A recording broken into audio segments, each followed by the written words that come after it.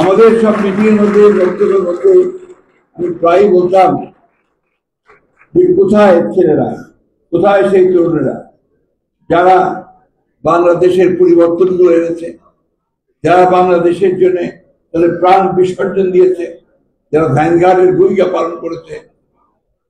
আমার সেই স্বপ্ন, সেই ডাক সফল হয়েছে। আমি দেখেছি যে আমাদের তরুণেরা, আমাদের ছাত্ররা কিভাবে বুকের রক্ত দিয়ে তারা সেই ফ্যাসিস্টকে হটিয়ে দিয়ে একটা নতুন সূর্য সামনের দিকে নিয়ে এসেছে।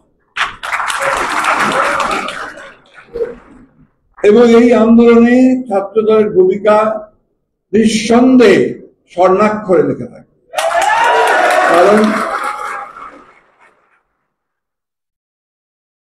প্রথম থেকেই যখন আমরা এই আন্দোলন শুরু করি, সেই বহু 15 বছর আগে থেকে, তখন থেকেই কিন্তু ছাত্রদল তার ভূমিকা রাখছে।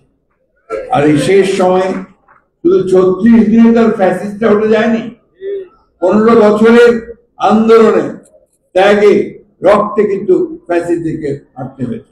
হ্যাঁ, অবশ্যই এই 36 দিন ছিল একটা চূড়ান্ত যে আন্দোলন, সেই আন্দোলনের শেষ পর্যায়ে।